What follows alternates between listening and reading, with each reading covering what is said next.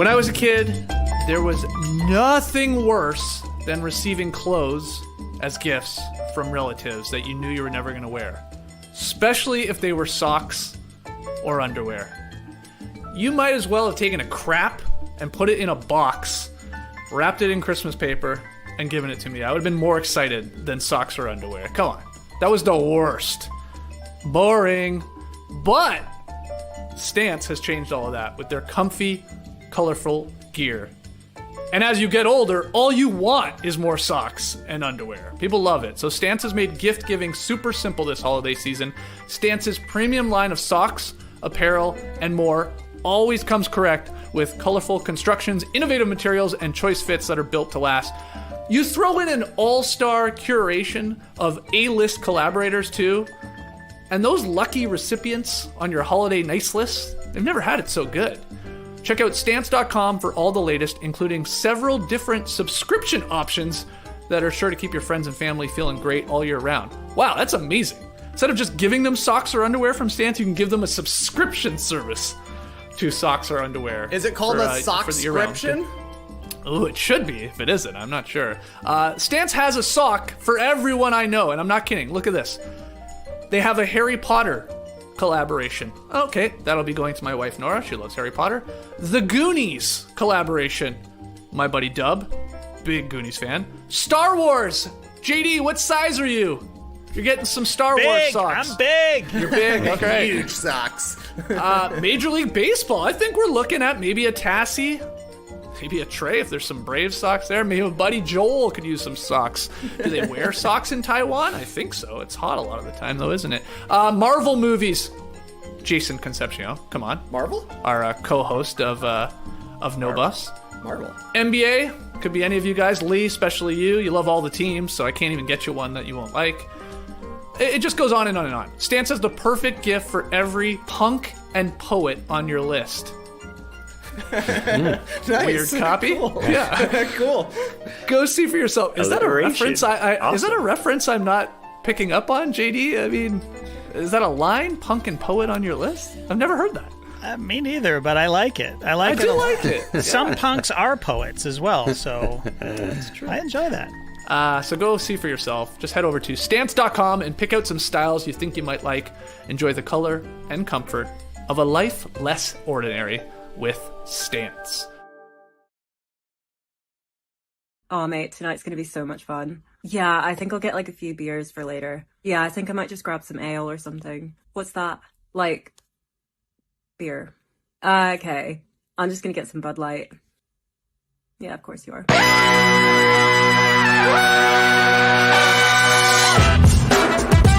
Good morning, sweet world, and welcome to the No Dunks podcast on the Athletic Network.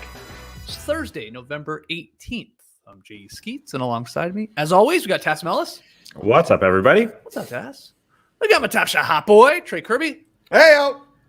Yo. The international man of mystery, taking it to the max, Leigh Ellis. Friends. All right.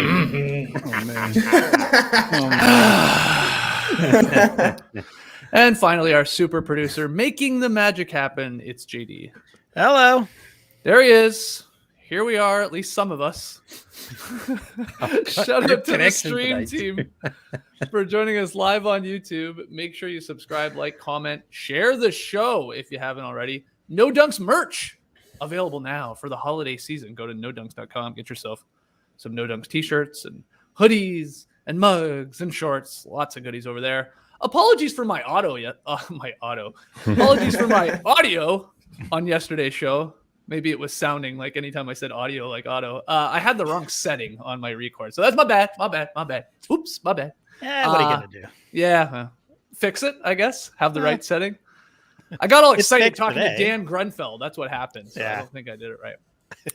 Finally, later today, new No Buffs. Yes, that's right. Join Jason Concepcion, Trey, JD, and myself to recap last night's crazy episode of Survivor. Oh my goodness. So search for No Buffs on YouTube, Apple, Spotify, wherever you listen to podcasts. We're going to go live right here on YouTube at 5 p.m. Eastern.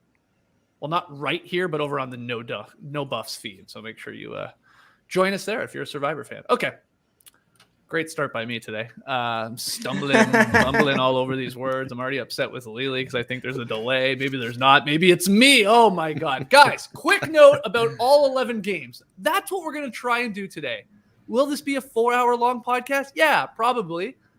But we'll do it our best to give it a quick little pace. Leigh, get us started. Giannis and Middleton helped the Bucks defeat the Lakers 109-102. What do you got? Yeah, I haven't got a quick hitter for you guys because honestly, this was the most. Don't you fucking do play-by-play on this. I'm not going to do play-by-play, but honestly, watching Giannis last night, I mean, this sends a message to the rest of the league. I know Middleton came back. He looked okay. Didn't look his best, but he was okay. Shot the ball and just added another layer there. But this is all about Giannis. 47 points on only 23 shots, 3 for 4 from the three-point line and 8 for 11 from the free throw line. And the Lakers were like, I don't want to defend this guy. No one wanted to defend him. Anthony Davis was like, I'm not doing all the scoring and having to defend this guy because Giannis, this is what Giannis, when he saw Anthony Davis, he drove at him, he bodied him, he dirked him. And at one point, Giannis was coming down in transition and Dwight was on the court and so was Anthony Davis. And they both did the old, yeah, you get him. Giannis just stepped into a three. Now, his three is still a part of his game that he's working on. But when he steps into it with confidence in the rhythm like that, he can take that shot and knock it down early in the game. Fine. But, oh, my God, like if you're the Lakers last night, this was one of those games where the Lakers theoretically were in this game. They led in the fourth quarter, but they never really felt like they were going to win this game because they just did not have an answer for a guy who just was doing what he wanted. If you look at the box score, Giannis only had 9 rebounds and 3 assists. By his standard, quite moderate game, but he just had such control and domination of this game that it was never really in doubt. And that's the problem here for the Lakers. It was just like, we're fighting hard, we're doing what we can, but we don't have Giannis. Our best player is Anthony Davis. He was fine. But Giannis was just incredible. And as I say, Chris Middleton coming back, hit a couple of threes. They certainly could use his extra offense out there. But it's just it's such an incredible difference when you have Giannis in control like that. And the Lakers and Frank Vogel and everyone was just like, we have literally no idea how to stop this guy. No team is like, oh, we can stop Giannis. I mean, when he's like that. But what I love about the evolution of his game is, you know, taking what the defense gives him. Okay, Anthony Davis, you're going to come up. They set a screen, and there is literally no help defense whatsoever. He just takes those gigantic steps in and then just drops the ball into the basket. A couple of times, okay, Anthony Davis is going to face him one-on-one. Boom, get out the way. I'm just going to go inside and have either a dunk or a layup. And then again, when Davis did sort of push him back a little bit in the paint, as I say, he dirked him. So, I mean, Giannis was just on his game last night. Incredible performance. Closer in the final score than I felt the game was. But really just a fun watch. A little bit of Shaq in there, a little bit of Steph Curry, a little bit of Kevin Durant, a little bit of Dirk, a little bit of James Harden, all rolled into one. A little bit of Monica. But ladies and gentlemen, this is Giannis number 5. Giannis number 47. I mean, can you imagine if Prime Shaq was just pulling up in transition for threes? I mean, That's kind of what it was. And then again, like I say, Giannis says, point Giannis. And it's like, set a screen. And Davis is like, there's no way I'm fighting around the screen. Someone else can deal with him. And Giannis just said, okay, there's a layup. So beautiful game to watch. Fun game to watch. Giannis, incredible. The Bucks, slow start. Haven't been playing all that well. But no need to really worry when you see a performance like that last night. Yeah, and they have their big 3 sort of back here now with Middleton, Drew Holiday, and Giannis. Where you called Anthony Davis fine.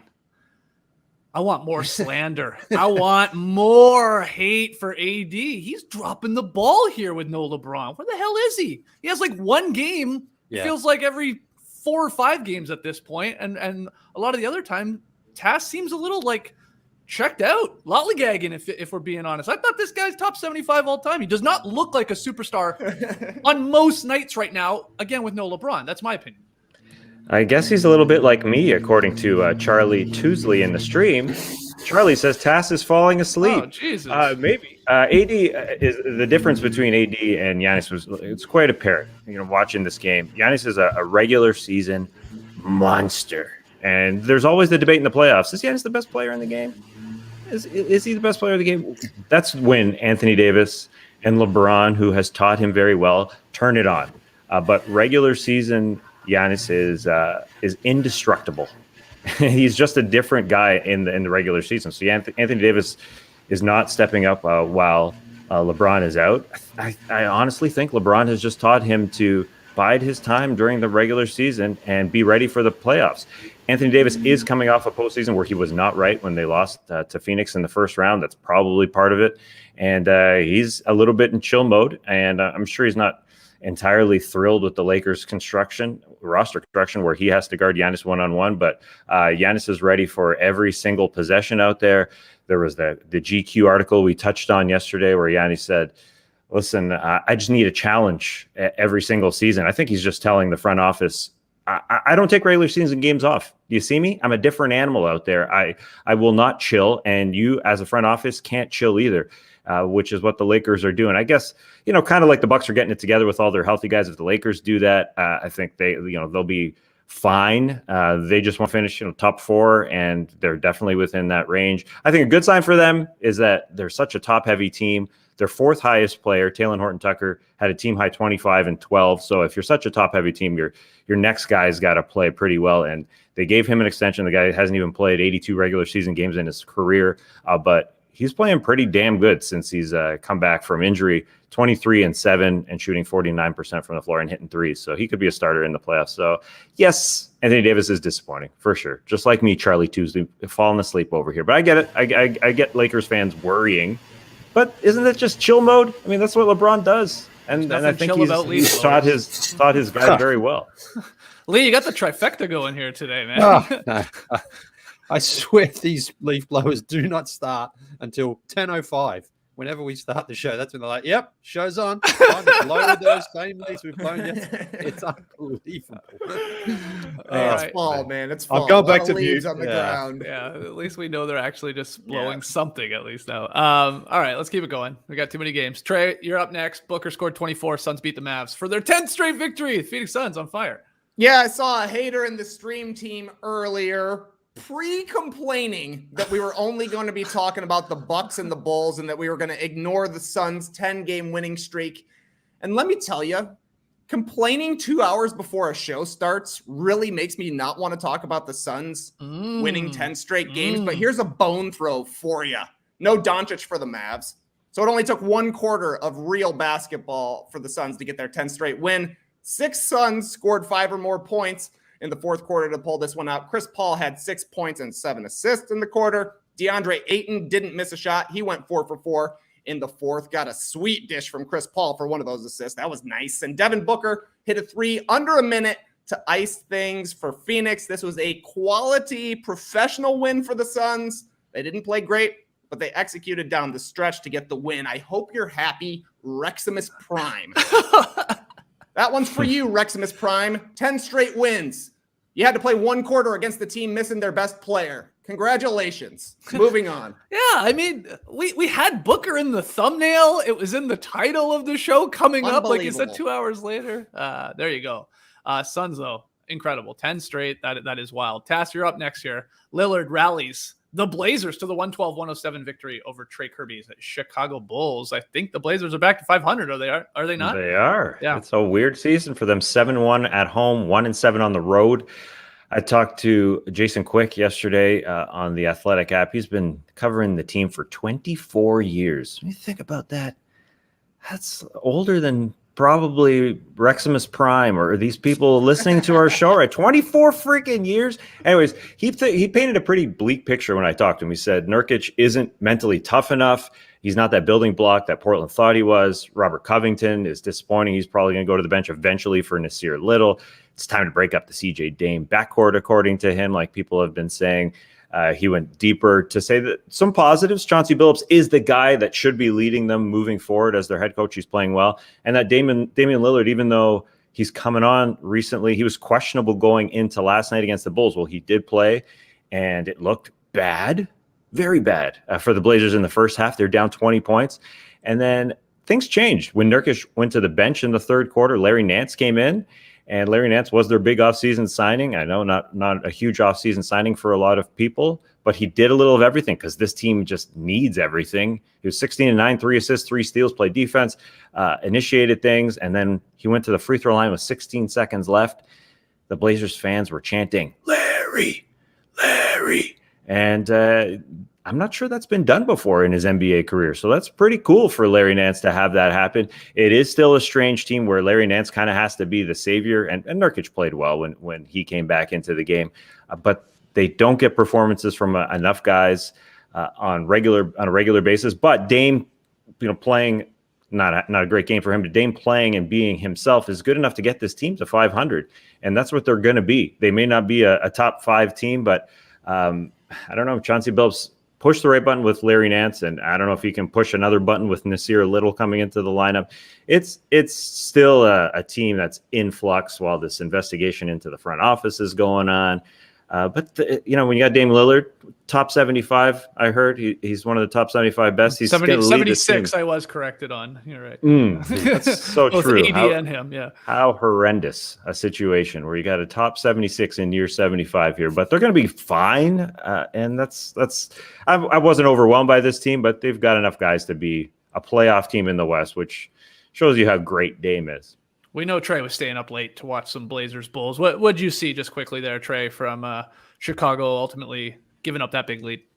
I haven't seen every Blazers game, but that felt to me like the best defensive quarter they've played in the third quarter. Basically, when Larry Nance Jr. checked in, it was almost like what the Bulls have been doing to other teams. Their bench has really brought the energy, and that has flipped the script in a lot of Chicago's wins. Didn't happen last night. The Blazers played a lot harder in the third quarter. They looked completely disinterested in the first half. Like, Lillard looked terrible in the first half. He looked like he did not want to be out there. Turned it on a little bit in the second, but it was really Larry Nance Jr., like Tass is saying. The Bulls were just playing sloppy, playing lackadaisical. I think they had 10 turnovers in the third quarter.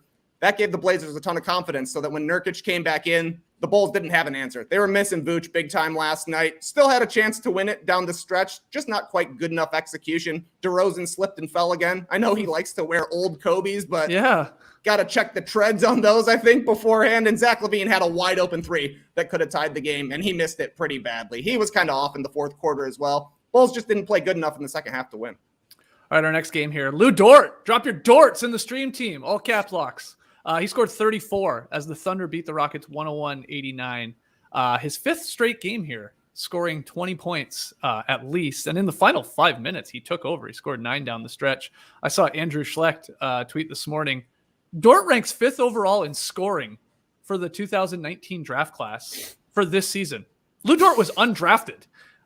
It's John Morant. It's Talen Horton-Tucker, who's only played in 3 games. Tyler Hero, Darius Garland, and then Lou Dort, which is pretty wild. I need to apologize to OKC fans because back on October 24th, I wondered on Twitter, is OKC going to win 10 games? Now, the answer to that is absolutely yes. They started 0-4, which had me tweeting that. And now they're 6-8. So they've turned it around. They beat the Lakers twice. It's like the Magic playing the Knicks for whatever reason. They beat the Spurs. They beat the Pelicans. They beat the Kings. And now the shitty Rockets. So I think they have provenly that the Thunder have that they are not in the bottom tier of the NBA. They are one step above a lot of these other teams. And, I know Thunder fans are pretty happy with that, especially with the way Dort was playing last night. And he's on a nice little run right now. Yeah, and Josh Giddey had another double-double as well. He's been playing really well. And that's the thing. All those teams you mentioned there, like they should beat the Rockets, and they did. And the Kings as well. So, the Lakers, though, they were 2 good wins. They were 2 quality wins, no doubt about that. So good on the Thunder because I was with you there. I was like, I'm not sure where they're going to get their 10 victories from. But right now, I guess they're on pace for closer to probably 20. And that's good for them. So, and Dort, they are fun to watch when you see Dorty out there. Is he bringing back the Kung Fu headband? Am I seeing that? I'm not sure. But he's all energy, all hustle. And again, for a guy undrafted, and he's on that tiny contract too. Yeah. He is really giving way more value than he's getting for his in return.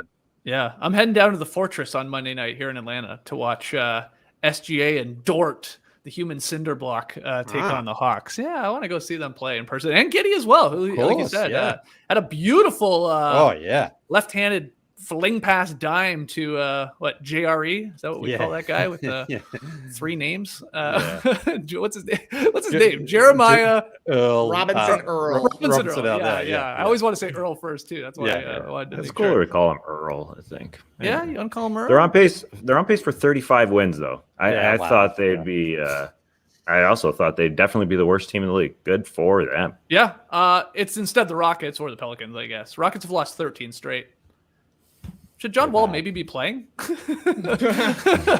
mean, at this point, like, it's pretty embarrassing. Like, they're getting hammered by some of the teams that they should at least be in games with. Now, they beat the Thunder. There's the one win about a month ago, but this is really, really bad. And, John Wall could technically be playing, and he's not. Okay. Good Dort game there. Leigh, Magic. It rallied late to beat the Knicks 104-98 to stop a 3-game slide. Well, if you were only to see the Magic play the Knicks in Madison Square Garden this season, you would think the Magic are a pretty good team. They're a weird team. You look at their front court starting lineup. They've got Franz Wagner at 6'10". They've got Bamba at 7'2". And then they got Wendell Carter about 7 foot as well. Like, that's a weird front court. And then you've got Cole Anthony and Jalen Suggs in the backcourt. But really, the story of this is the same problems are there for the Knicks in that their starting unit and their bench unit are just playing completely different basketball. We've talked a lot about Evan Fournier. This stat came from Tommy Beer this morning. Evan Fournier has been benched for the entire fourth quarter in 6 of the last 7 Knicks games. He's played 5 out of a possible 84 minutes during that 7-game stretch. So that's the Carlos Boozer stint right there. Yeah. You get to start, you get to play through 3 quarters, and I do not want to see you try to guard anybody in the fourth. That's it. Yeah, and the Knicks, Derrick Rose has probably been their most consistent player again this season, and he had a couple of errors late last night. Jalen Suggs, I thought, was actually really good for them, getting a couple of steals. He said he was he used to play football, and he said he was picking off plays like a football player. I don't know what position he plays, but read them well and finished strongly. So, yeah, the Magic get a second win in Madison Square Garden. Really solid performance from a team that, again, we've seen them just be terrible at home. But something about being in Madison Square Garden gets the best out of these guys. And Cole Anthony was bing-bonging the crowd after the game. Didn't have a great game himself, but a very impressive win. And something's going to have to change there for the Knicks. Whether it's Fournier out of that starting lineup, I'm not sure, but it seems that would be the most likely switch up right now. Get Emmanuel in there, I think. But another bad loss for the Knicks. Looked like they were going to have that avalanche run, had the big lead in the fourth quarter, couldn't close it out. Oh, when Obi Toppin was splashing threes and Madison Square Garden was going bonkers again, I was like, yeah, they're going to do this. They're going to pull this game off. And kudos to the Magic. I mean, do you see Franz Wagner's dunk in traffic? Franz. Holy shit. Oh, it caught me by surprise. Like, that was on, guys, in like a tight game with like a couple minutes to go. I mean, MSG like gasped. It was like, whoa. Mm-hmm. I thought it was also impressive for him to make that move after looking like Bob Cousy handling the ball on the top. The guy is not a fluid athlete, but he gets up and slams hard. So shout out to Franz. Yeah, for sure. Anything to add, Taz, to that game? The Magic rallying there to beat the Knicks in MSG. Like the Thunder oddly had the Lakers number. It appears the Magic have the Knicks number too. Yeah, you got Freaky Franz. You got Jalen Suggs out there. Guys who don't put it together every night, but when they do, it's special, along with Cole Anthony and Mo Bamba, as Leigh calls him. There's a lot of talent along with Wendell Carter, but yeah, they can't put it together all the time. But Franz Wagner is going to have a nice little dunk tape when this season is done. I mean, he plays off guys pretty well. He can't really create for himself, but a great slasher, great pick where he was drafted this year. Love me some Franz. All right, next one, Hornets. Beat the Wizards 97-87 for their 4th straight victory. Trey, what do you got from this? What's your takeaway?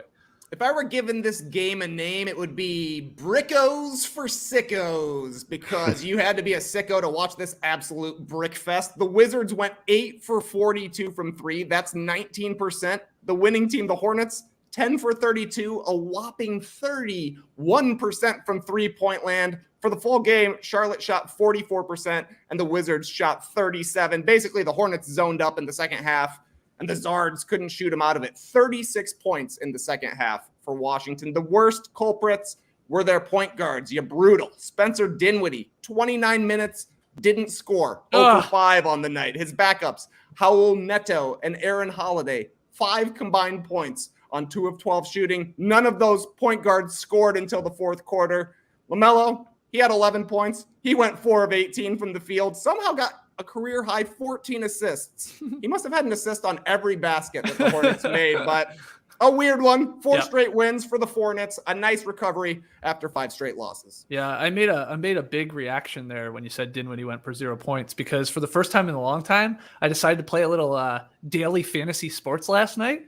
Wow. So I was building my roster. I was like, Dinwiddie's been playing well. You can put him in on the cheap, save some money. I can play Giannis. I can play. I went with Towns, who didn't have a monster game, and then 0 points. There's a reason why I don't play this. It's like and it's always looks bad because I'm in a league and this guy's the NBA expert. I finished dead last night. Fuck, Dinwiddie, you killed me. Yeah, that was clearly his worst game of the year. Yeah. He just looked like he's just chilling.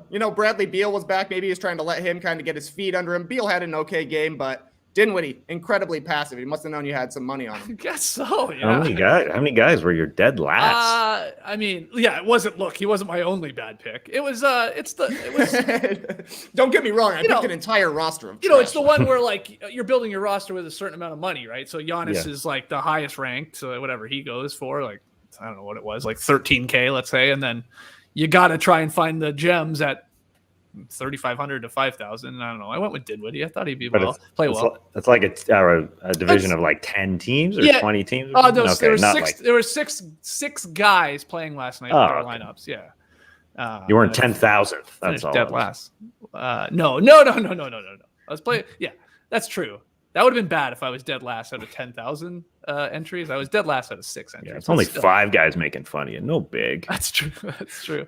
All right, our next one here. Anthony Edwards closes out the Timberwolves' 107-97 win against the Sacramento Kings. Oh, yeah, it was the Kings-Wolves Bowl. Tass, what do you have? Yeah, another baddie.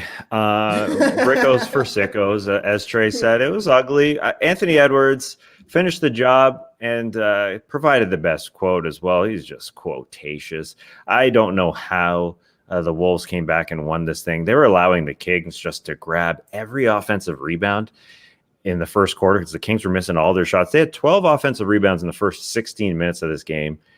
Had those possessions where you just see those balls bounce off and get multiple shots.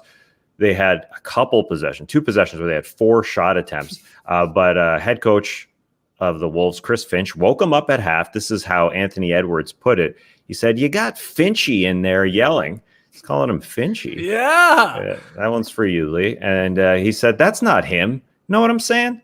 When he doing that, we got to tighten up. He banging on the door. We got to tighten up. We can't have Finchy in here acting out of character. We for sure had to find a way to rebound. They did that. They came back, and they beat a Kings team who is now out of the play-in tournament picture. Those 2 teams should be battling for a play-in tournament spot. Now the Wolves have the Spurs coming to town on Thursday, which is another team that's sort of in that mix, but they're focused on following up a win with another decent performance, because last week in LA they beat the Lakers and then they followed it up with a big fart game against the Clippers. And I guess they partied it up in LA because Anthony Edwards said this after the game, they'll be taking a different approach after this one. He said, quote, "We're going to stay in the house, get on the video game, call a couple teammates, Torian Prince, Patrick Beverley. Let's play Call of Duty till you get sleepy. You get sleepy, go to sleep." It's a different routine tonight for sure. So I guess they partied. Now they're going to get sleepy together virtually. Cool. I guess that's the plan. And the story really is Luke Walton, head coach of the Sacramento Kings. They lose. How many more games can it last? I know you tweeted out the Tristan Thompson speech post-game, Skeets, where he was saying, no mother coach should have to motivate you to play basketball. It's not up to Luke Walton for us. Right. Tristan Thompson plays for the Kings, by the way.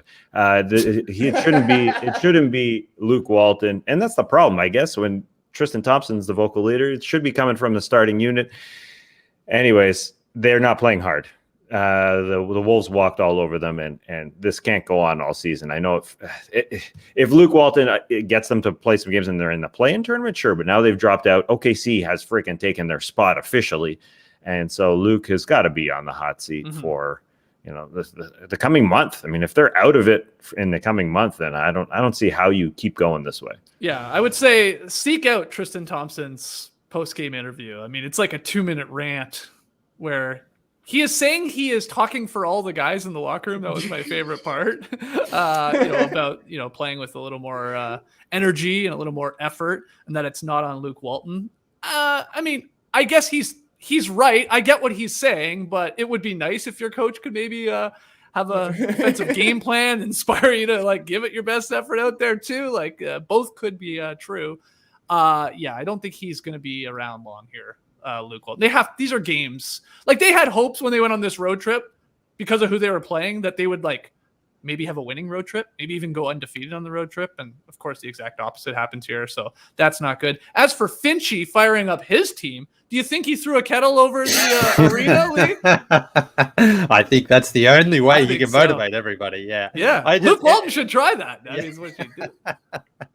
Yeah. I just, anytime someone says Finchy, I just have to resist putting up some sort of quote or meme or video of the Finchy from The Office because it's just perfect. Chris Finch, the Finchy. All right, we'll keep it going here. Decent pace. Corey Joseph led the Pistons to a 97-89 comeback win over the Pacers. Yeah, let's talk Pacers. Not really. Let's talk Pistons. Definitely another Brickos for Sickos. Not a pretty game. I watched a decent amount of this one. I don't know what's wrong with me. Both teams shot below 43% from the floor, under 30% on three-pointers. But Tass, watching this game, just couldn't help but think of you, man. Clutch Cade. It continues. Cunningham entered the game about halfway through the fourth quarter. Detroit is down 2, so it's a close game. What does he do? He knocks down a smooth turnaround jumper to tie the game up. Really, really nice. This guy plays in control, especially as a rookie. He followed that up with a little drive into the paint, drew a double team, really weird double team, if I'm being honest, from the Pacers. Kicked it to a wide open Corey Joseph, splashed the 3. Pistons had the lead back. Then Cade extends the lead, thanks to a little beautiful drive and like double clutch finish inside. And then sort of finally here, he floated through the lane and then kicked the ball to the corner for a Frank Jackson 3. And Detroit was back up 5. They held on. He missed a couple bunnies too that probably actually hurt his like clutch shooting, a game within 5 in the final 5 minutes. But he was great and he's playing well. I saw Detroit Bad Boys task. They're wondering, what do they call him? Here are their options. Clutch Cade, Cade Clutch, Clutch Cadingham, or Cade Clutchingham? I think Clutch Cade rolls off the. What was it? Clutching Cadingham? I do like Cade Clutchingham. Yeah. Feels like I hope he's coming to Thanksgiving dinner because I would love for him to be clutching a ham coming in. I would love that. Ham underrated at Thanksgiving. It is. Ham sucks. No, it's got to be ham done. sucks. Ham is the worst meat that is commonly served at any meal. Oh, no, it's probably turkey. It's not. The thing is, it's not commonly Ham served. sucks. IMO. Yeah. There's a reason. People are like, nobody wants ham. Maybe at Easter, but even then, you're like, it's only Easter. Get that ham out of here. I disagree. Cade Cunning turkey, as far as I'm concerned. Well, he was great, and the Pistons won. We got to get the poll up. Is ham overrated or underrated? Is ham good? Yes, that's that. You know what is good? My final note from this game. I tweeted it last night. Frank Jackson's mustache is incredible. This guy looks awesome right now. Ryan Wolstadt, he tweeted at me, it's like he's time warped from the 80s. Yeah. And even his jumper looks like it's from that era. So anyway, it's a beautiful looking stash. It's inspiring me. I still owe a bunch of pick and payoffs. I still plan on maybe getting rid of the beard and showing up here one of these days, probably for our final show with a mustache. But yeah, Leigh, what do you think of that bad boy? I do think it does look like an 80s NBA basketball player for sure there. Yeah. Didn't watch a whole lot of this one, to be honest. I saw the Pacers and I saw the Pistons. I was NFL red zoning it last night. And I've just keeping my eye on the score and I'm like, the Pacers lose that one. Come on. The Pacers should be better than the Pistons. But they're weird. They are very Pacers weird. are a weird team. The more I've watched them here over the last couple of days. But good wins from the Pistons. Good, yeah, Pacers are weird. I just want to jump in. I love the mustache. I'm a big Frank fan. I always thought he could pull off the Rick Fox run, which is like being a sporting player, hit some threes, look extremely handsome, and win some championships. Own an E-League team after his career's done. He can pull the Rick Fox, I think. And I just hope I hope teams don't start doubling Cade because that could be the end of Clutch Clutchingham. That could be the end of it. Just stop. I think there should be a rule implemented. I mean, it's the Pistons. Just let him hold the ball at the end. You sound like Devin Booker here. No double teams. Yeah, well, kind of. I mean, if you can't beat the Pistons without doubling Cade, then you stink. And that's what could happen in the last 6 minutes.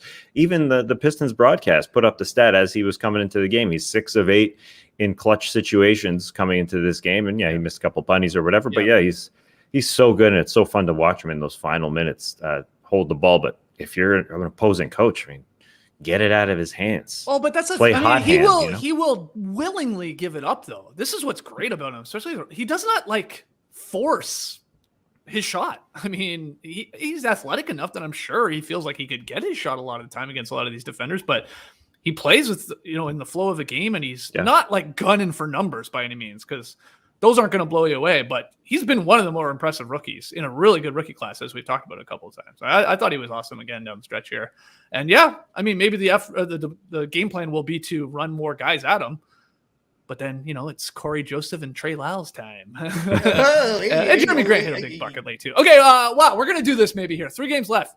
Jimmy Butler, triple-double in his return. Heat topped the Pelicans 113-98. Leigh, was this one of those ones that you were checking in on last night? Yeah, well, the Pelicans in the last week have actually been somewhat competitive against the Nets last Friday night. That was kind of close. The Nets pulled out. They got a win against the Grizzlies. They led by 19 against the Wizards the other night before losing.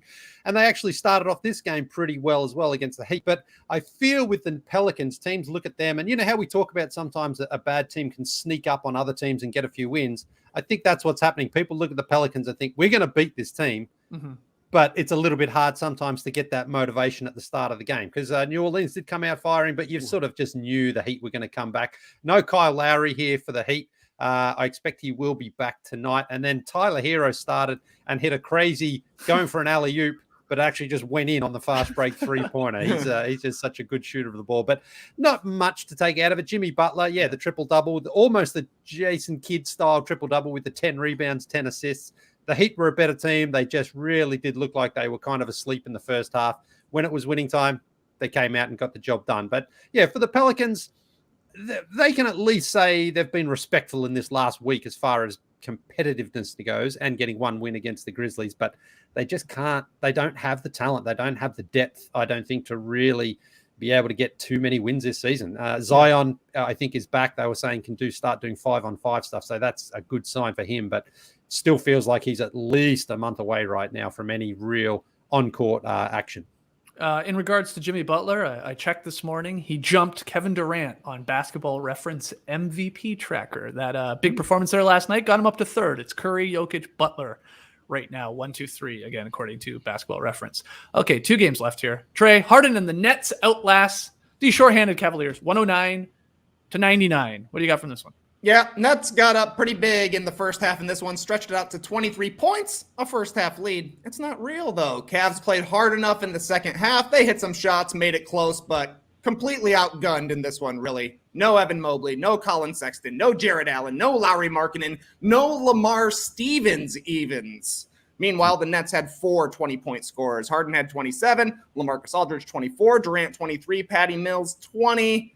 I'll be honest, getting a little worried about the Cavs here. That's 5 straight games scoring less than 100 points, and that all started once Colin Sexton went out for the season. They're missing his off-the-dribble game. They're missing his transition game. Getting Jared Allen back from an illness is certainly going to help. He'll put pressure on the rim, but it's still a couple of weeks for Evan Mobley. And in the next month, the Cavs play the Warriors, Nets, Suns, Heat, Jazz, Bucks, and Bulls. They're going to have a tough go of it here, missing one of their best perimeter offensive players. Feels like we might be getting a repeat of last year's Cleveland Cavaliers season where they get off to a hot start. The young guys are looking good, and then as the season wears on, injuries happen, and the team just kind of falls off. But it's been a fun first month for the Cleveland Cavaliers. It's true. We talked about them a lot. Yeah, the Rubio All-Star chances took a hit maybe there last night and might continue to, but what are you going to do, Tass? It was a fun couple of weeks. It was great. I mean, I feel a little bit better than last year and the year before that. We had the Beeline situation. This year, it's more like you lose your top scorer in Colin Sexton. You lose Rookie of the Year leader in Evan Mobley. There's other injuries. Feels a little bit more understandable. You can wrap your head around it. But, yeah, they miss Colin Sexton big time. You can't, as much as I'm a Ricky Rubio fan, speaking of handsome men, you can't be relying on him to drop 20, 25 because you just can't. and they're really banged up, even besides those two guys I mentioned. So yeah, it's not looking good, but at least they got a good start here. Our final game, the balanced Hawks. They won their third straight. Beat the Celtics 110-99. Tass, have the Hawks turned it around here? They have, but they beat a team in the Celtics that just can't hit shots. People say it's amazing to go watch warm-ups at an NBA game. NBA players don't miss. Mm-hmm. That's not the Celtics. The Celtics miss a lot, even wide-open shots. If you look at the deep into the stats, the wide-open three-point shots for the Celtics, where an opponent is 6 feet or further away, they're still only hitting 1 in 3 of those shots. So they went on this 3-game trip, and they failed to score 100 points. Even with Jason Tatum, dropping 34 here against the Hawks, they obviously missed Jaylen Brown, but they may not have the roster to hit frickin' shots around these guys. Is it play Aaron Nesmith more, who I like, but doesn't play a lot for this team? He's small. He was 50% shooter in college a couple of years ago from three-point land. Ime Udoka kind of has done a good job of getting guys to play hard defensively, but there's just wide open shots, and they are seriously clanking them over and over and over again. To me, one of the best things to watch as a longtime Raptor fan is Damon Stoudemire on the bench. He's an assistant to Ime Udoka, and he's a cool-looking guy. I like the look. And if you want to go back to suits for Damon Stoudemire, I'm okay with that because I think he looks great in a suit. These are old coaching photos of Damon Stoudemire. Obviously not wearing it now with the Celtics, but he looks like a good suit wearer. Maybe it's because he's 5'10", There's not a lot of long limbs. But I don't know. He looks good. I saw you tweeting about Frank Vogel and his quarter zip last night.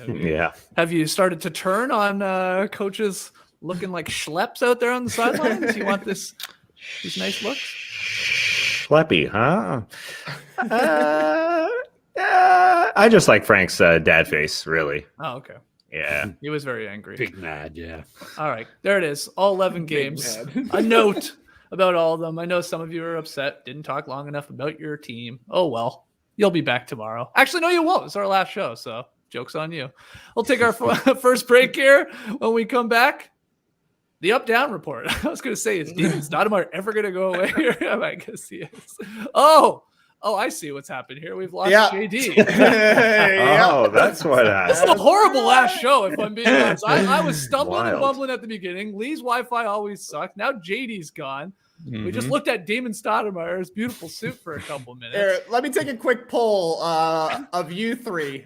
If I click this thing that says ads 1 November 18th, yeah.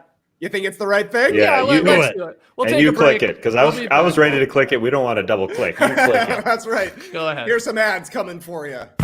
Yeah, well, I love it when we get a sponsorship from a company that I've already used. So I'm more than happy to pimp out Omaze to our beautiful audience today because Omaze is a company that I first learned about through my Instagram feed as an ad. I clicked on it and discovered that it's a great way to donate to charity while also giving yourself a chance to win absolutely awesome prizes. Now, the ad read we got has some suggestions, but I'm going to personalize it here and tell you about a couple of the charities that I've donated to already, because one was to support the Alex Honnold Foundation, the star of the Free Solo movie, incredible movie. That aims at advancing solar energy access all over the world, so that's great. And the prize was an awesome eco-friendly Sprinter van because he basically lived in a van there for a while. So I tried to get in on that. No luck, but that's fine because your money's going to a good cause.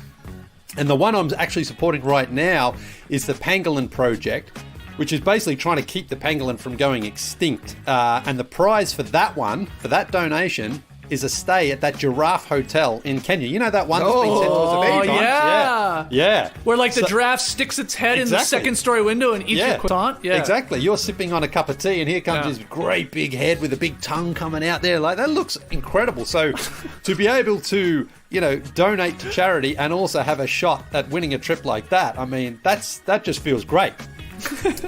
Now, you too could win this or another prize by going to omaze.com/nodunks and select Safari and Stay or a different experience. There's a ton there you can choose. Maybe that's not your thing, but there's a lot of other prizes you can win. Omaze has raised more than $150 million to support over 350 nonprofits around the world and was named one of Fast Company's 2020 most innovative companies. And I can attest to that. I really like saying it when you're like, I've been involved in this, so I love it. So you can enter today for your chance to win the Safari and Stay or other life-changing prizes and experiences at omaze.com/nodunks. Plus, receive 20 extra entries when you enter the code NODUNKS20. That's omaze.com/nodunks. Is there something preventing you from achieving your goals? What's getting in the way of your personal fulfillment? If you're struggling in your job or your relationships or just getting out of bed in the morning, you may want to check out betterhelp.com/nodunks. Listen, we love getting emails from listeners who tell us our show has been there through rough times, sometimes really serious life events. And I suspect that some of you out there may be struggling right now. Don't get me wrong, it feels good to know we're providing comfort for those who are struggling. And we'll continue to be here providing basketball talk and fart jokes and cool stories, bro. But that might not be enough. You may want to get professional counseling for that thing you're dealing with. And BetterHelp is a very easy, low-cost way to get it. BetterHelp will assess your needs and match you with your own licensed professional therapist. You can start communicating in under 48 hours. It's not a crisis line. It's not self-help. It's professional counseling done securely online. It's more affordable than traditional offline counseling, and financial aid is available if you need it. We want you to start living a happier life today. As a listener, you'll get 10% off your first month by visiting betterhelp.com/nodunks. Join over 1 million people who have taken charge of their mental health. Again, that's BetterHelp, HELP.com/nodunks. Yeah, so I've always had a connection to the band Metallica. Yeah, never my top band, but I've always enjoyed a few classics from their collection, and they are one of my saved artists on Sirius XM in the car. I did a project on them one time in high school, and Enter Sandman was our unofficial theme song from our Year 10 camp. I only owned one album, but I did have 3 t-shirts, Ride the Lightning, Master of Puppets, and Justice for All. And I guarantee every teenage boy in Australia in the late 80s or 90s owned at least one Metallica t-shirt. JD, I'm sure you owned one. You must have owned a Metallica shirt, true? Oh, yeah. Definitely. Yeah, Absolutely. I thought so. And how's this, right? About 10 years ago, I suppose it was, I was actually supposed to go to a Metallica concert with our old friend Paul Brothers, but it didn't happen for some reason. I can't remember. He went, I didn't go. Anyway, why am I telling you all this? Because Metallica just recently launched a masterclass. As one of the world's most famous bands who has stood the test of time, they are now sharing what it takes to make and last in one of the toughest gigs in the game. Songwriting, performance techniques, and how to put together an album are all lessons that they cover, but so are such things as navigating egos and criticism, securing your band's future, and understanding your audience. See, I wasn't lying earlier in the show when I said I've got a masterclass ad read coming up. Here it is right now. And I do highly recommend the Metallica one, because like so many masterclass episodes, this isn't a binge watch type of thing where you just want to like plow through it as quickly as possible. Take your time, enjoy it, watch, rewatch, and rewatch again if necessary. It's really interesting to hear from James and Lars especially, because those guys have been there forever. My close personal friends. James My close and personal Lars. friends, yeah, James and Lars. I mean, those two are definitely the guys I think that most people associate firstly with Metallica. I mean, I certainly did. Anyway, this holiday, give one annual membership and get one free. Go to masterclass.com/nodunks today. That's masterclass.com/nodunks. Terms apply. Back with No Dunks, holding on by a thread here. I think JD's with us. He said his power went out. Are I'm you back. there? Yeah, there he I'm is. back. All right. Everything okay? Something got unplugged? The circuit got broken. We got guys working in the house here, so yeah, hanging on by a thread is right. That's all right. We'll make it through it. Also, when I think of Metallica, the first 2 names I think of, Leigh, are you and Samuel L. Jackson now. Okay, let's get into the up-down report. Prepare your tubes. It's the Uptown Report. Yeah, the up-down report. Got a few questions for you guys. You can throw some thumbs on it. Thumbs up or thumbs down. Do the same in the stream team. JD sometimes has a chance to share some of your responses. First one, Staples Center, getting a new name. Starting Christmas Day, it will be Crypto.com Arena, the downtown LA home of the Lakers, Clippers, NHL's Kings, WNBA Sparks will change its names after 22 years of operation. According to multiple reports, Crypto.com paying $700 million over 20 years to rename the building. Okay, see you later, Staples Center. Up or down on this? Trey, get us started. Staples Center getting renamed to Crypto.com Arena.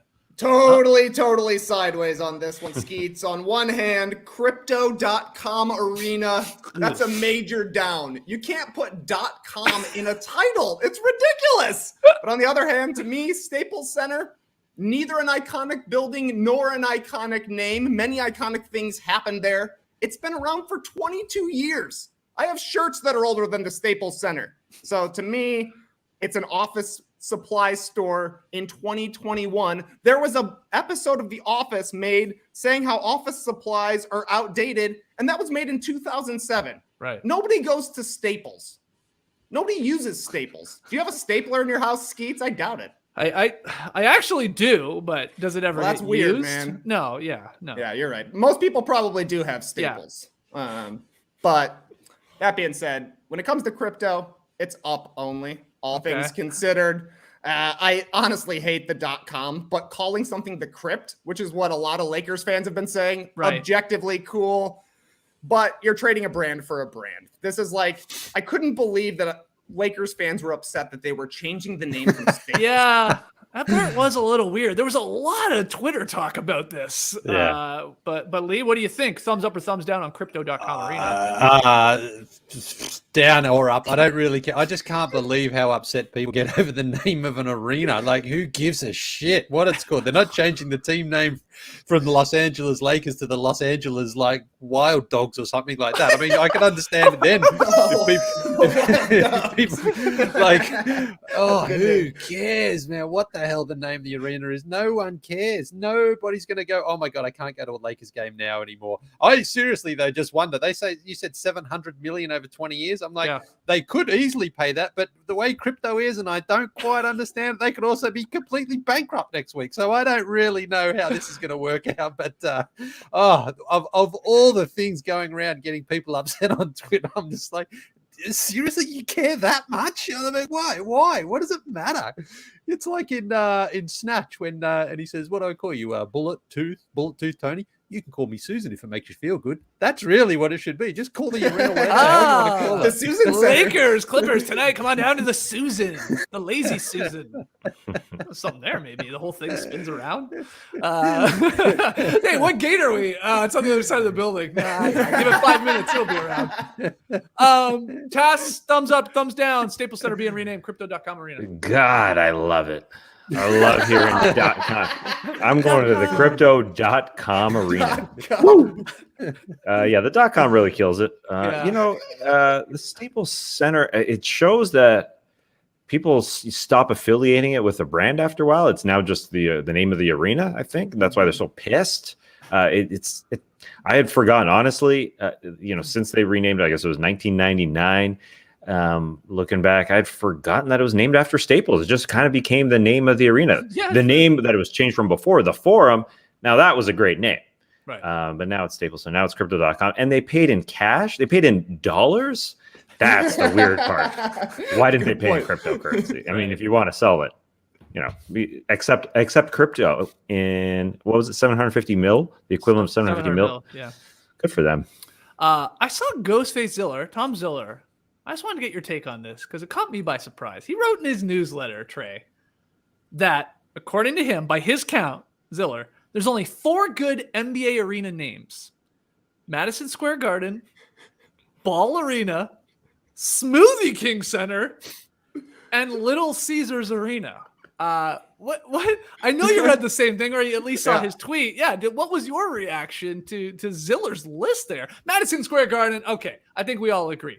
But the other Yeah, ones? exactly. Yeah. There's one great name for an arena, Madison Square Garden. That's the only great one still going right now. Though I will agree that you could slot these next three into good. Ball Arena is just great because it's basketball. Smoothie King Center, that's the meme name out there. You know, it's not actually great, but somehow Smoothie King has stuck around for a long time when, like, you know, Talking Stick didn't stick around for a long time. Like the Suns are now the Footprint Arena. Also very weird.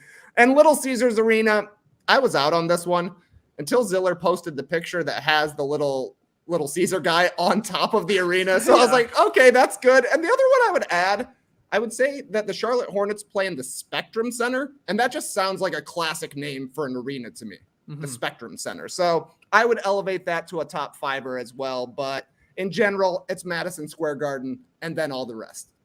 Yeah, Leigh, you are an NBA diehard. But I have a feeling if I were to quiz you on, hey, can you name all the arenas in the NBA?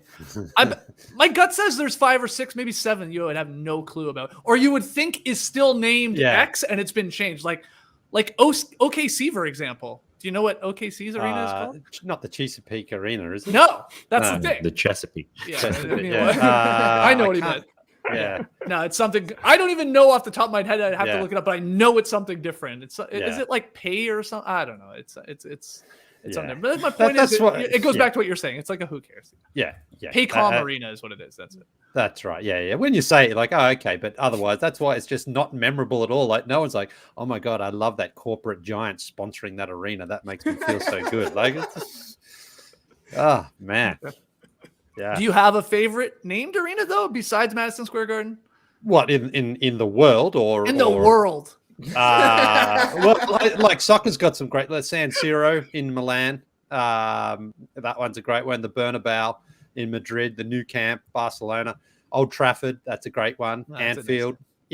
So, but they still sell out as well. I don't think Old Trafford has sold out. But like Arsenal became the Emirates. They used to be at Highfield. That's the Emirates. So yeah, I mean, money talks. It's the same in the Australian leagues. You know, we used to have traditional ground names, and then money comes and talks, and they change the name. And that was like 25 years ago. I remember people like, oh my God, you can't change the name of this, and then it's just like you just get used to it, and life goes on. Well, I think like the Packers are one of the teams in the NFL that like refuse to change the name of Lambeau Field. I think I have that right. Does that sound right, Trey? Where like they've been They are offered, I'm Lambeau sure, Field, tons- and the Bears are Soldier Field. as well. Yeah. So some of them want to stay traditional and not slap that brand on it. But anyway, funny topic there. Again, thanks to everybody for the thumbs up or thumbs down on that one. Let's keep it going with this next one.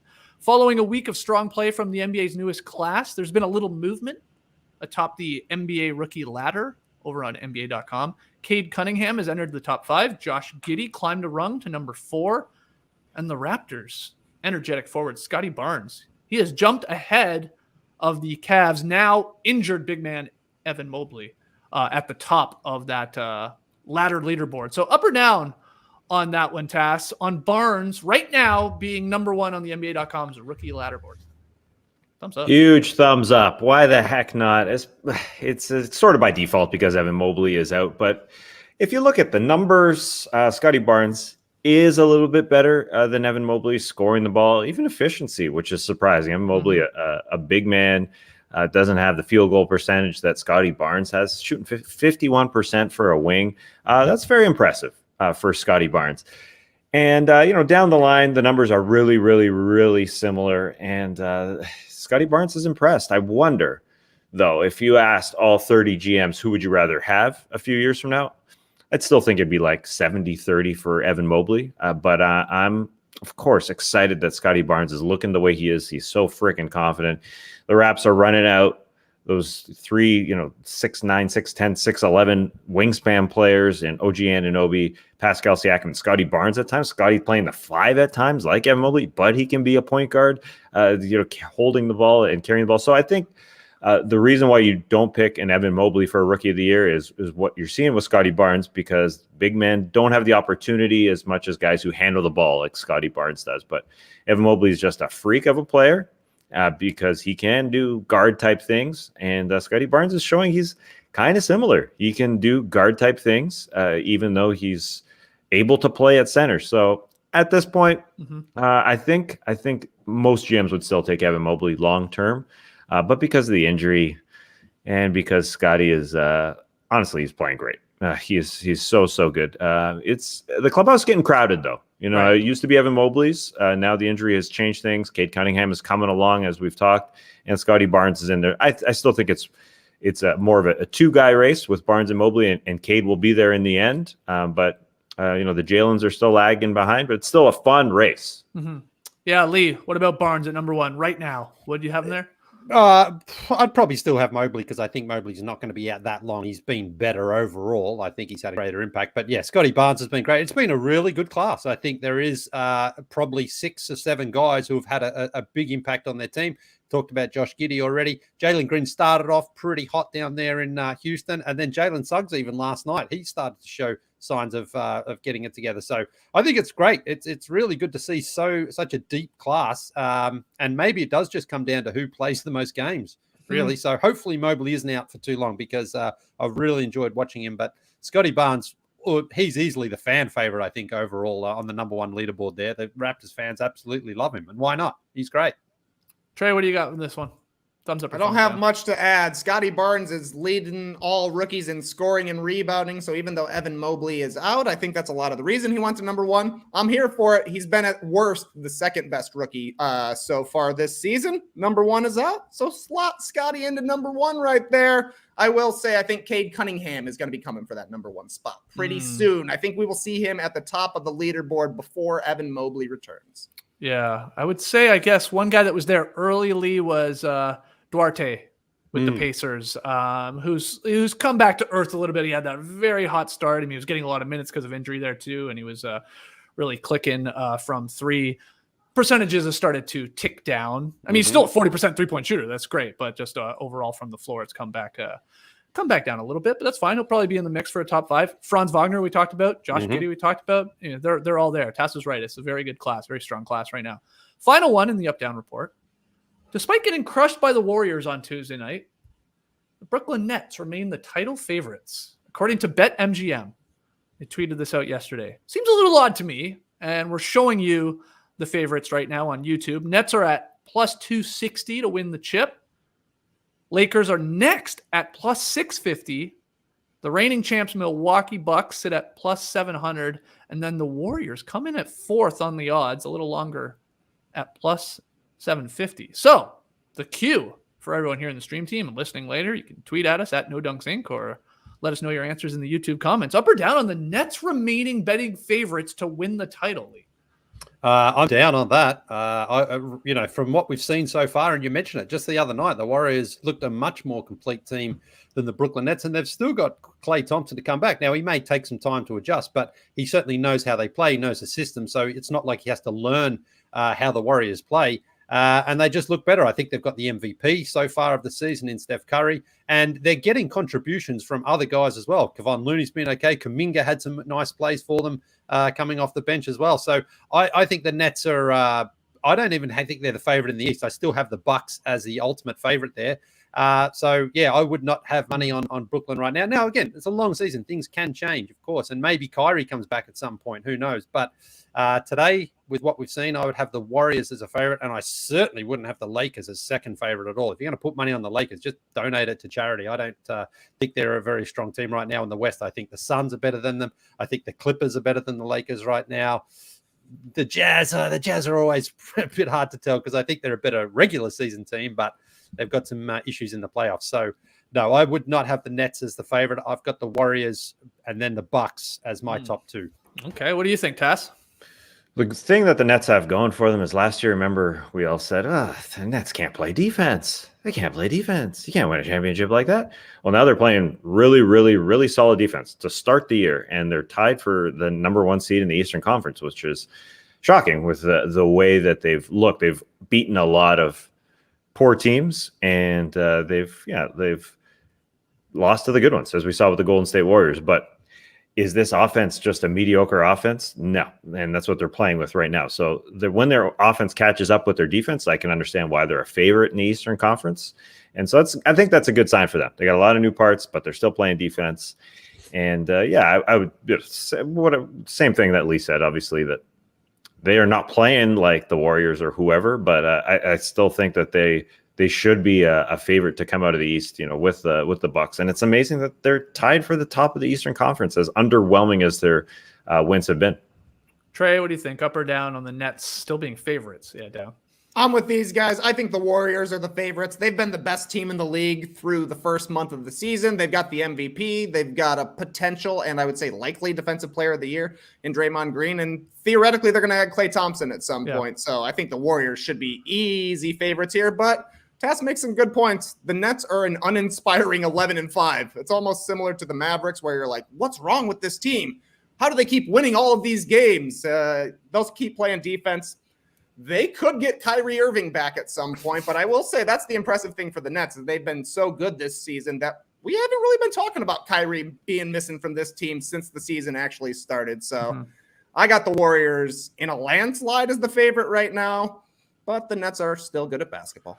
I saw Sports Media Watch tweet this morning, the Warriors-Nets game from this past week, second most watched NBA game of the season. And Golden State has played in 3 of the top 5, 5 of the top 7, and 6 of the top 11 games thus far. So people want to see Steph Curry and the Warriors play. Here is a question from @DJ_Rod, also by way of Twitter, Leigh. And it's a little interesting. If you're the Warriors right now, you think you're championship material, would you consider trading, be it a Wiseman, a Kuminga, a Moody, so one of your really young guys, for another piece? And if you did, who would it be? Rod suggested, is it somebody to defend Jokic in a series? Is it a rolling big man? Is it a pick and pop big man? Yeah, what do you think of that question from Rod? Very hypothetical. I probably wouldn't trade Kuminga. I think he's shown some really good flashes early on. I think Wiseman is probably the guy because he was the number 2 pick.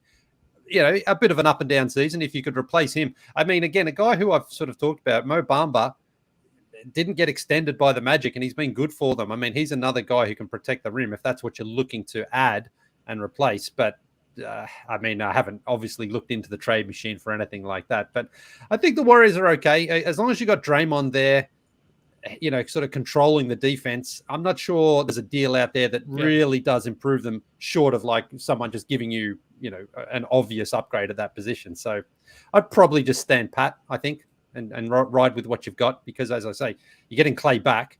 Klay's a good defender. Klay's going to help the offense. Their defense has been very good so far anyway without those guys. So it's like elite right now. We haven't seen a defense like this great in terms of numbers wise, like in 10 years I saw going around defensive rating. So and that's without, a rim protector per se. So they don't really need one at the moment. The last thing Warriors fans and the Warriors themselves want is BetMGM to make them the title favorites. Because I think they're really leaning into like the disrespect angle. Like the what about us? You forgot about us. Well, you hear Draymond Green say this all the time. I mean, he just had a quote flying around. I think he's got a new podcast where he's saying all that. He's like, we have an MVP guy.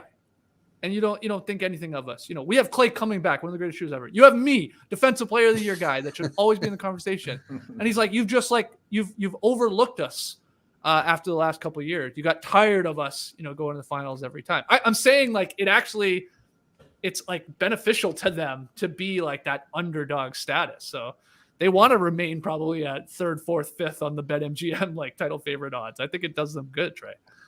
Yeah, then if that's the case, they should start losing some games, because if they keep going 13 out of 15 every win, eventually they're going to be known as the favorites. They're on pace for like 65 wins at this point. So flying under the radar isn't quite working when you've got the loudest offensive player out there. Like this story about Steph Curry, I think it was in the Wall Street Journal, that his swishes were not swishy enough for him is honestly just ridiculous. He's like, yeah, you can get a swish if you miss the center of the hoop by 5 inches. So I tightened it down and I was shooting for a 3-inch or 1-inch radius on my shots. Only Steph Curry can do this. So they might want to sit him down if they want to not be the favorites anymore. Yeah, it's possible. All right, we're going to take one more break. When we come back, we got tweet of the night, we got pick 'em results, and a little bit more fun. So don't go anywhere. I love a quiz. Anything where I get to answer personal questions to get immediate insights into my own personality. I've gotten to know so much about myself. Here's what I've learned. My Hogwarts house is Slytherin. No surprise there. My Coronation Street character is Dev Allahan. What? I was hoping for Roy Cropper, but oh well. And my mattress is the Helix Midnight Lux. That's right. I took the 2-minute quiz at helixsleep.com/nodunks, and that's the mattress for me. Just call me Goldilocks, because it's not too firm, not too soft. It's just right. And I sleep on my side and my back and my front. I flip around a lot. I'm like a sausage on the grill. And I still wake up refreshed. But that's just me. Everybody's unique, and Helix knows that.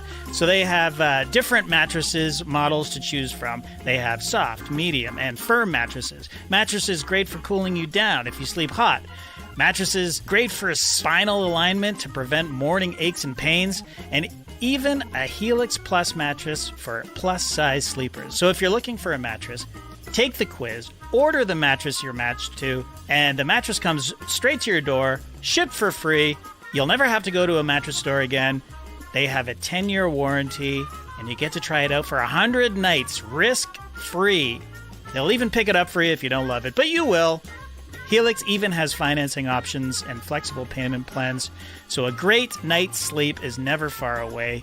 Helix is offering up to $200 off all mattress orders and 2 free pillows for our listeners and viewers at helixsleep.com/nodunks. Guys, Nora and I have had a little back and forth going about whether or not we should put our Christmas decorations up now. Ooh.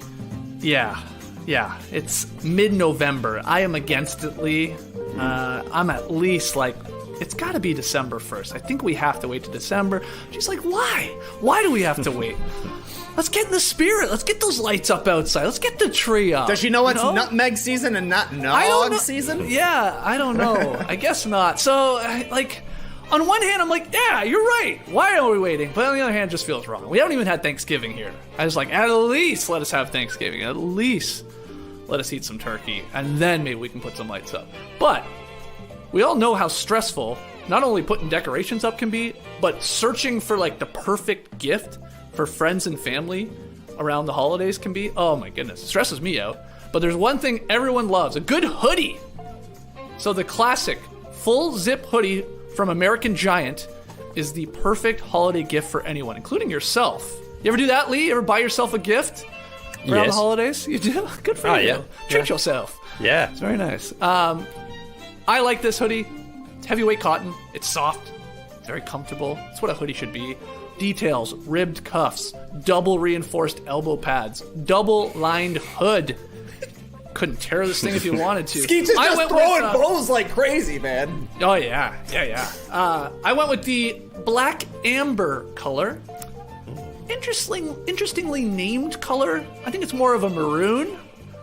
Maybe it just sounds cooler calling it black amber. It's more of a red, like a maroon to me, but I love it. Stylish without looking slouchy. And when you buy from American Giant, you can feel good in your clothes and feel great about supporting local manufacturers, workers, and communities from material sourcing to manufacturing. Everything done locally right here in the U.S. So explore American Giant's collection of durable essentials at american-giant.com. You can get 20% off when you use the code NODUNKS at checkout. That's 20% off at american-giant.com. Again, the promo code is NODUNKS. Go get yourself a hoodie for the holiday season, or at least buy some gifts for your friend. I'm going to buy all of you guys an American Giant hoodie. All right? Leigh? Double. Thank you. With the elbow pads really nice and tight. Okay, good. Good. I'm going to use that discount. On the stream team here, Leigh, you'll be happy to know that Hootski went to a concert last night, and the band leader, I guess, yelled, "St. Louis, you are life of the party." Who was it? Who was he watching? Hootski? I don't know. Hootski and the Blowfish, of course. Let's just leave it at that. That's perfect. Let's get to tweet of the night. Tweet of the night. Wow. Twitter. Couple of tweets of the night here for you. The first one, just a quickie, comes from Matthew Connor, who tweeted me yesterday and said, feel like we need more sloppy Joe talk. Okay. Who's the sloppy Joe of the NBA? Joe Ingles, probably. Got a sloppy look to him sometimes. I don't know. What a weird thing. Feel like we need more sloppy Joe talk. I do like a sloppy Joe, but that one's for you, Matthew. What can I ask you? And I only ask it because Nora asked me. What do you consider a sloppy Joe, Trey? Well, like the real thing, not Joe Ingles. Yeah. Ground beef. Yeah. With like a sloppy barbecue-y kind of sauce. Yeah. I want it. I will accept two forms: bunned up, closed face style, or you can go Steve Kirby style, open face sloppy Joe. Yeah. You're getting more beef in that one. So, man, this guy's getting more sloppy Joe talk than he bargained for. Is there another definition of sloppy Joe that I'm missing? No. I asked because maybe we found Nora's burner Twitter account. She asked me like 2 days ago, like about sloppy Joes, and I don't think she ever had them growing up. Like I'm not sure sloppy Joe, a fine Armenian dish that they're having. And I was like, oh yeah, sloppy Joe. We had those, and that's exactly how I described it. But I think she thought maybe it was more like almost not like a meatloaf, but like in a tray. And I'm like, no, I don't think so. Not sloppy We had enough. it the way you had it. Yeah. I mean, you want there to be bread, but you want that bread when you pick it up to almost disintegrate, just covered in sauce. Yeah. Cool. I'm glad we all agree on sloppy Joes. Hey, with more food talk, because I brought it up. I don't know if it was yesterday or the day before. I brought up grilled cheese sandwiches and how I dip them either in tomato soup, because it's a nice combo, of course, tomato soup and a grilled cheese sandwich, or sometimes ketchup. Dipping the grilled cheese in ketchup. I had people reacting like that was the most insane thing they ever heard. Really? And I was like, am I crazy? Because you guys didn't seem to think that was all that crazy. Even, Trey, you were like, you've done that, especially as a kid, I'm sure. I would dip a grilled cheese into any tomato product. Oh, yeah. But maybe even to a sloppy Joe. Can you imagine? That'd probably be pretty good, actually. That'd be delicious, I think. But anyway, people were like baffled by that. So I guess in some parts of the world, I'm sure it's maybe perplexing. But Taz, did you ever dip a grilled cheese sandwich in ketchup? I knew people who would do such a thing. But I can see why it's a pretty clear divide. Those who do and those who don't. I can understand why people who wouldn't hang with those who did, and vice versa. I get it. I get it. I seem to recall like when Mum used to make us toasted sandwiches, they were ham, cheese, and ketchup. Like so, it was built in. Yeah. Okay. I wouldn't. I wouldn't then dip as well on top of that. But I wouldn't also find it offensive if someone was doing that if they didn't have ketchup already in their sandwich. I wouldn't try to fight them or anything like that. There are a shocking amount of people saying that this is insane to dip a grilled cheese in ketchup. Grilled cheese dipped in ketchup? That's a no-no. I am legit just baffled. I thought everybody did, not everybody, but a lot of people did this. And even if it's not for you, it's not crazy to do. Yeah, I think I saw the front man of the Blowfish, Hootski, was saying that dipping a grilled cheese into ketchup, number 2 way to eat a grilled cheese. Obviously, you would want to dip it in a tomato soup first. Yes. But ketchup is just like a very, very thick soup. The thickest soup you can imagine. Wow. Did you have another tweet or that was it? Yeah. Okay. I thought we were just going to get a quick little bit of sloppy Joe in there and move on to the next one. Next one comes from Tyler Ricky Tynes and Barrett Sports Media. It's from a talk radio show in Philadelphia. And the caller on this radio program won't let anything get in the way of his Ben Simmons take. Hi, James. Angelo, morning team. How y'all been? We're doing great, James. What's on your mind, bro? Not bad. Someone just hit my car. Oh, no. Not bad. You just got hit? Yeah, they're driving off. It's okay.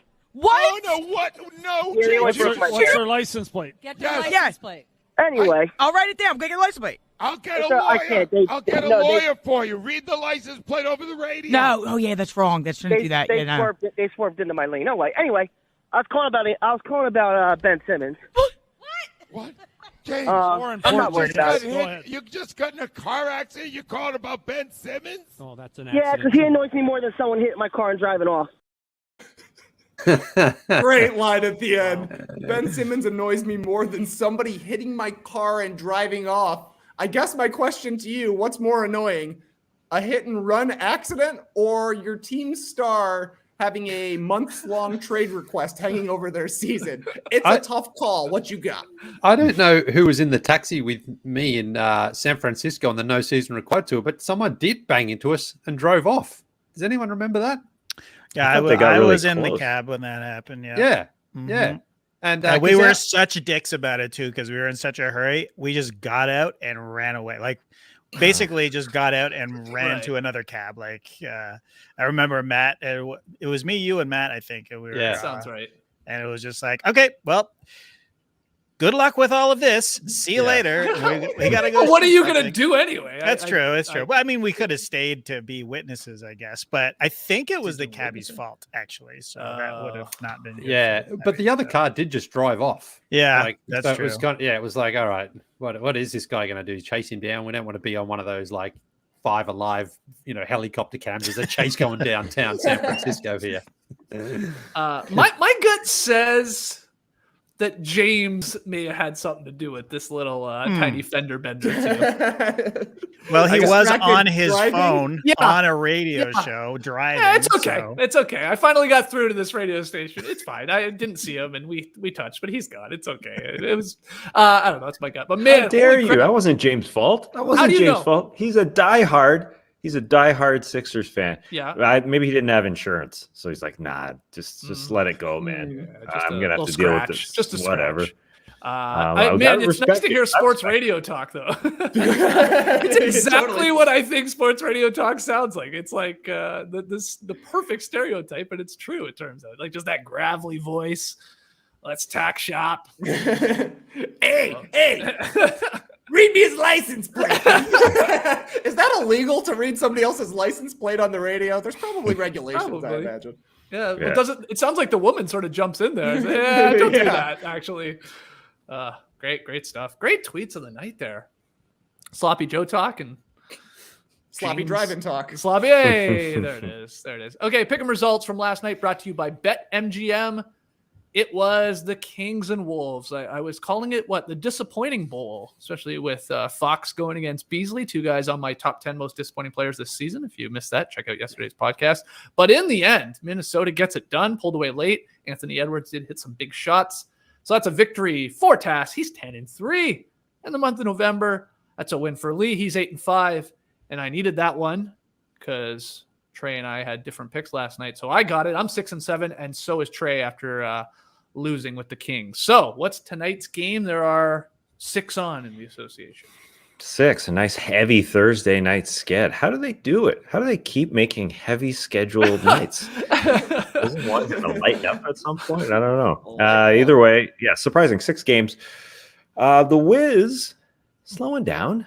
Trey talked about the sicko missos. What was that one called? Sicko bachos? Brickos for sickos. Brickos for sickos. Damn. Sicko Missos isn't bad though either. So they're going to face the Miami Heat. And even though the Wiz at the top of the Eastern Conference, they're 7.5-point dogs going into Miami. Miami 7.5-point favorite. So in the words of that radio host, what you got, bro? What's on your mind, bro?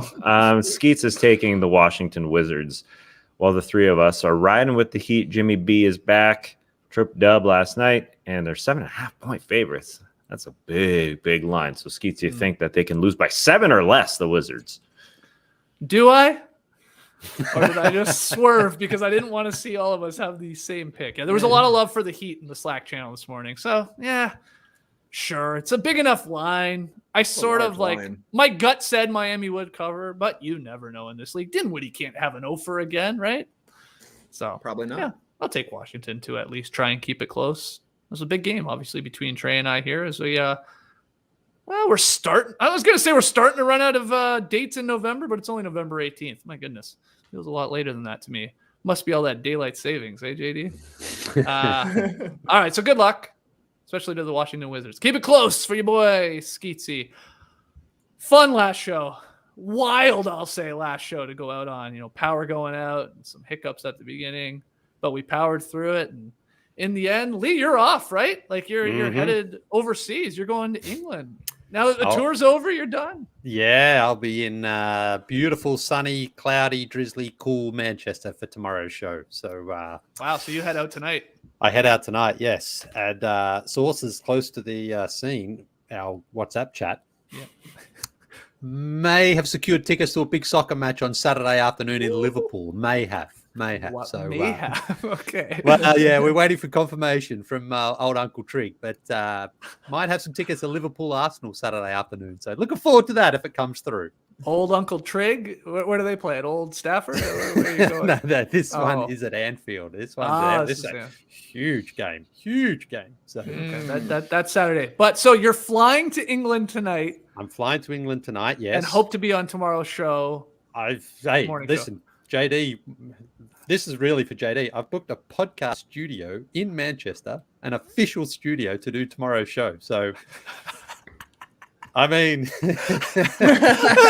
I'm so it's definitely not going to work is what we're saying. I think it's probably going to work better than it works here. So it's an official actual studio designated for podcasting type stuff and recording. So we'll see.